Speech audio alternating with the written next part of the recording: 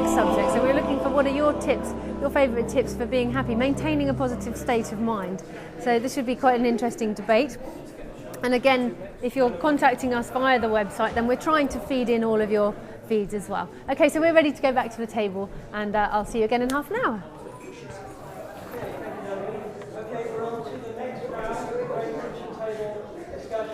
Please join the table if you'd like to join in with this.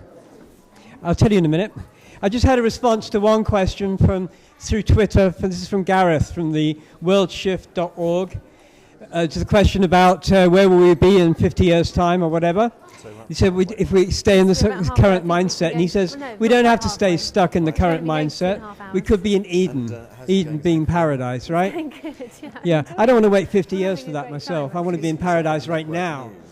Yeah, right now. Probably not, because I don't know what network news is. You see yourself to the I am actually. Yeah, I am. I'm in paradise. I love it. With Life. News is I often find that I only watch it. Okay, the next subject we're going to talk about is what are your favourite tips for being happy? And we've got a nice smiley face to go with that one. Okay, who would like to pick that one up first? Well, creativity, I would say, definitely. I've just discovered comedy, and I'm just having a whale of a time. You know, I've been able to express all my humour and other people's humour, especially about what's going on in the political world. It's just absolutely brilliant, and it's really, I just feel totally a release. It's almost like a shiatsu release when you get, oh, there it is, isn't it? Oh, yes. At last I can, really express myself in that way, because there's such a funny side to all this going on. It's really it's just got to be heard, and it soon, watch this space, because it soon will happen for the next few months. I recently recovered from 12 years of ME, which is a debilitating illness, and I did it through something called lightning process. I don't know if many of you have heard about that. It's quite a deep subject, so I won't go into it now. But I found since recovering that my thoughts about myself make a huge difference to how I feel in my body. And one of the really big things I felt is physical exercise. And there's quite a lot of evidence now to suggest that if you get physical, if you get down into your roots, that you'll start to feel a lot happier. So jogging, swimming, I've started doing 5 rhythms dance, which is really physical. And that obviously releases endorphins, hormones, adrenaline into your system, helps you sleep better. So that, to me, I think is a really big happiness pointer. I'd like to second that. I've recently started doing yoga, and being around people that do yoga, they're just so blissed out. The people that do yoga as well, I just like you get an energy hit being around them. And comedy as well is just, when you're feeling, it can just completely lighten you up and take you out of whatever space you're stuck in, and just, be a major release. Just laughing releases endorphins. Acupuncture actually releases endorphins as well, if anyone's desperate for endorphins. I think is it on 1 2? I think maintaining a sense of humour at all times through whatever might be going on in your life is always a good thing, and it doesn't matter how bad things have got, there's always a funny side to it. Don't you agree? I find what makes me the most happy is when I get myself out of my way and just allow things to be. Even in the process of actually coming here and meeting all of you, it was nothing planned. I just allowed everything just to flow. And when you allow the process to flow and not try and hold on to that energy and overthink something or try and dwell on something, just allow things just to pass you by. And as a singer, songwriter, musician, composer, etc., then being able to find a vehicle of expression, whatever that may be for you, is the single most important thing, really, to encourage other people to be happy by being happy yourself. And dancing. Dancing for me is what keeps me happy amongst many, many other things, but regular dancing, proper dancing for hours and hours and hours, with people who are open, people who are loving, people who are loving the music. That keeps me very, very happy for days afterwards, and looking forward to it days before it. Have you ever been to Glastonbury tour, as we're in Glastonbury on the solstice?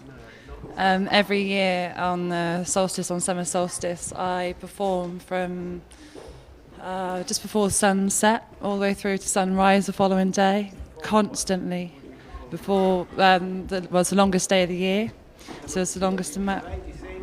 I sing, I dance, everybody gets into this real tribal, natural rhythm, and we chant and just express beauty, our wishes, our intent, how we feel, and it's just amazing to see so many people conglomerate together and gather together and just feel energized and embrace the next day. It's just fab.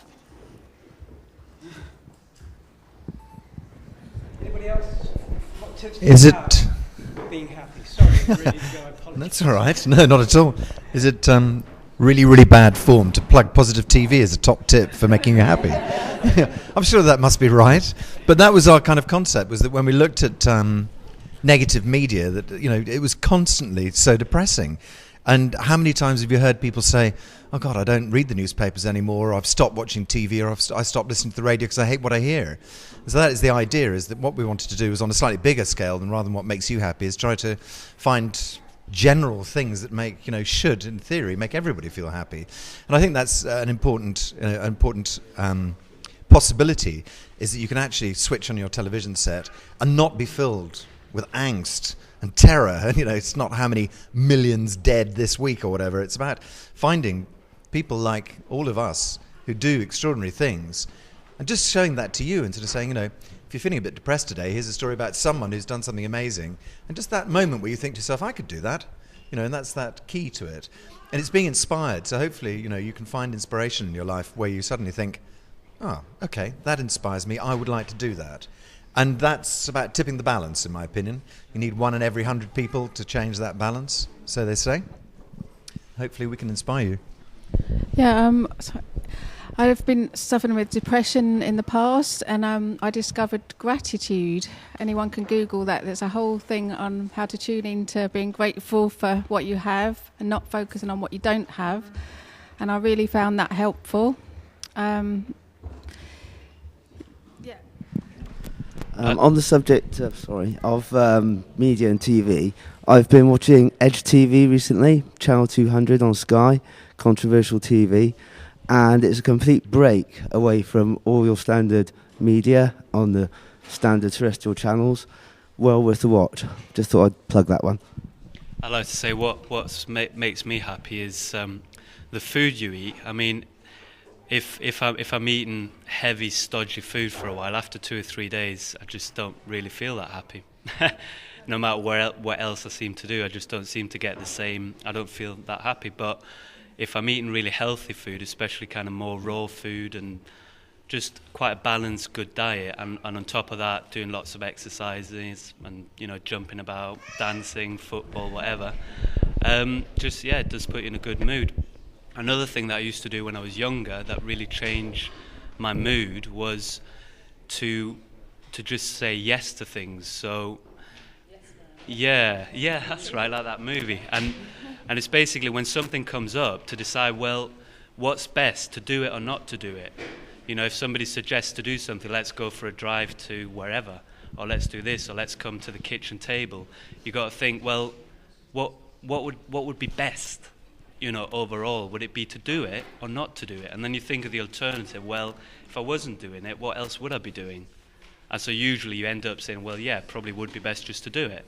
And once you get on a roll, you just start saying yes, and you just start doing things, and it's almost you develop an instinct for what is going to actually be good fun, and you just go for it, and you just keep going, and yeah, that's my way. Can I put in a plug for a book that I read once, which is called Healing Without Freud and Prozac. It was a fascinating book, very, very good. It was written by a guy who was head of the Cedars-Sinai Mental Institute in America, one of the top things, and he was the head of the whole school, and he'd been prescribing Prozac and shock therapy for many, many years. And then he went abroad and had a problem, and somebody cured it with acupuncture, and he sort of thought, well, and then he went to Mexico and had another problem with his back, and it was cured by acupuncture again. And then eventually a lady came along to him and said, I'm deeply depressed. And he said, well, let's get you on some Prozac. And she said, that's not what I want from you. I want something different. And he said, well, I don't have anything else to give you. And then he met her in the supermarket about 3 months later and said, wow, you're looking amazing, And she said, yeah, no, I had some alternative therapy of some sort. I can't remember exactly. I think she'd had acupuncture and something else, herbs perhaps. And she had completely, been cured. And she looked at him, he looked at her and said, I don't have the tools to do this, and I've never understood it, and now I'm going to quit my 20 years of being at the top of my tree as a psychologist, and what I'm going to do is I'm going to find alternatives. So he went out looking for alternatives to make yourself happy. And what he discovered were, amongst other things, Qigong, acupuncture, reflexology, and diet very much, omegas, 3, 6s, and 9s, daylight therapy, and all sorts of things like this. So there are so many other ways to, and what was that hint? Emotional freedom technique. And the EFT, we love EFT as well. Emotional freedom technique. Have a look on emofree.com. Little plug there for them. Yeah, I just want to reply back to that. I think what they're all got in common, everything that you've said, and probably what a lot of people have said here on the table, is that what makes you happy is flow. It's to have flow in your life, but also in your body. And, to create that flow, like acupuncture, and eating well, and also like doing things, and just keep that flow going externally and internally. And that is because I think fundamentally we are happy people. Do you know what I mean? Fundamentally, because that's how we're born, most of us anyway. We do cry a lot and all that. But if you look at children, they're quite happy. They find it a lot easier to smile and laugh than what we do, and it's because they haven't developed blockages yet about what they can't do or what they shouldn't do. And yes, so I think basically it's flow, and what we're letting flow through us is this life force that is in everything, and that's what makes us feel happy. Surrounding yourself with positive people. I'm really aware of the fact that if someone says something negative to me, that it does have an impact, and when I'm really conscious of that, and even though I don't want it to necessarily, if someone's critical of me, it will really go in, and I don't want to protect myself from that, but I can't always do that. And so just being aware of it is at least a step towards your own consciousness about what's happening around you. And sunshine is another good one, and I had one other one, but I forgot. Music is one that generally tends to get people happy. Live music, especially Glastonbury Festival. What makes me happy is loving and giving, because in the giving is the receiving, and the feeling that comes from loving and giving is, I feel it so strongly in my heart that it heals my heart. So that's such a good, wonderful feeling for me. So it makes me happy. I'm just going to elaborate a little more on what the gentleman said in regards to the Qigong, and also how the references that you made in regards to psychology, and how we think dramatically affects how we feel. So our thoughts determine our feelings. That if you look at CBT, cognitive behavioural therapy, then it's literally how our actions determine from our thoughts become our feelings, become our actions, become our thoughts, become our feelings, become our actions. And in regards to how somebody else is speaking negatively towards you, the impact that has a dramatic effect. When you agree with them, so let's say, for example, I really don't like what you're eating right now, then is to say, okay, that's okay. I can understand why you don't like what I'm eating. However, I really enjoy it. So it's being okay with yourself despite somebody else having a completely different opinion, and just allowing it, and that flow that he was talking about not resisting, just allowing the negativity and allowing the positivity just to kind of flow, because each person is at the specific place that they need to be at that given time. So to label things all the time, to say, oh, I'm depressed, and oh, I'm this. If I came home and said to you, and I just borrowed your car and I'm married to you, and, oh, honey, I'm going to smash the car, he's going to think, oh, my gosh, my car's destroyed. And he goes outside and there's a tiny little dent in it. What was all the fuss about? Whereas you can also do the opposite and say, even though it's smashed, I've just dented the car, it's not quite such an impact. So, yeah, it's being mindful of our thoughts, in a sense, of how we actually, like in a dialogue we have with ourselves.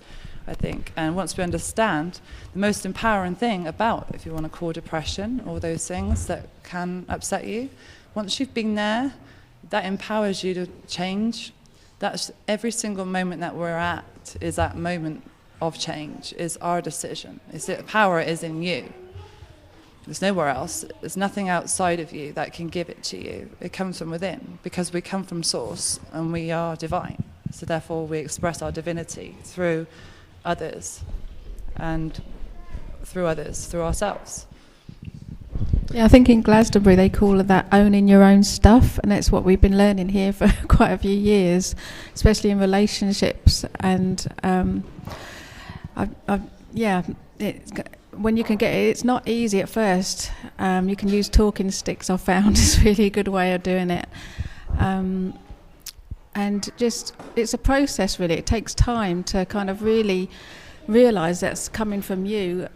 And if you can have friends around you, if you're both all doing it, you can understand what's happening without taking offence of, and it's all done in love, and because we want each other to grow. And so if you're doing it in that way, then you can say, oh, if like my friend Ella here, she said to me once, oh, that's your projection. And I realised she was right, and I said, yes, thank you for telling me. I'm now aware of it. And it was all fine. But you have to kind of realise first that that's what you want to do. That you have to have the intention of becoming aware of your own projections. And it's really, this does create real happiness, because you feel like, because of the awareness suddenly comes, and and you can do this, you can carry this on, especially in relationships. This is very good. Sorry. No, sorry. I just wanted you to wind it. Yeah. Because we're keeping our 30-minute cycle here.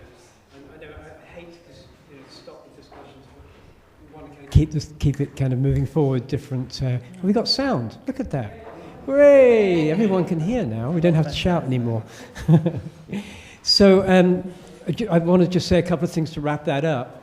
And the first thing I want to say is, if you look at a child, they're happy, right? They're happy because they accept life as it comes along without measuring it as being good or bad. It's what's happening, And the other thing is that because of the way our culture is, we attach our happiness so much to external things. I get a new computer and I'm really happy for a couple of days until it hangs up again, just like the old one did, and then I'm really unhappy again.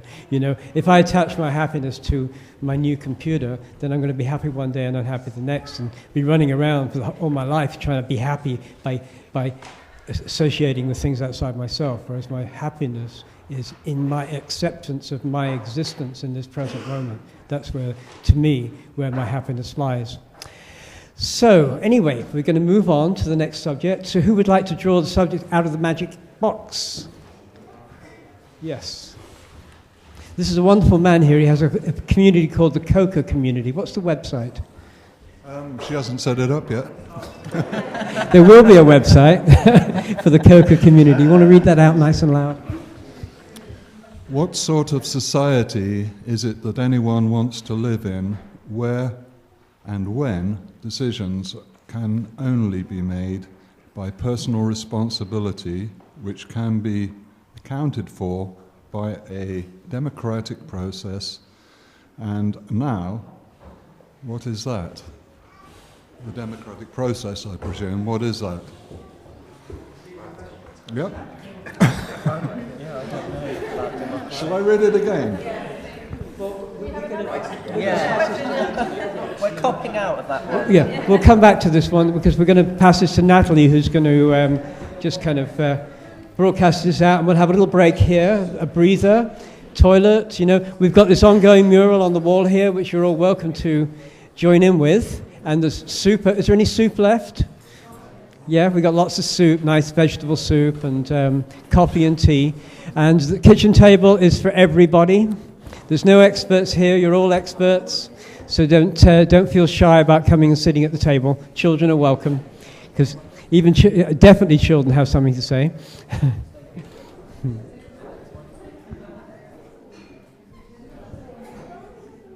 Great. Well, that was a debate about happiness, a subject very close to my heart.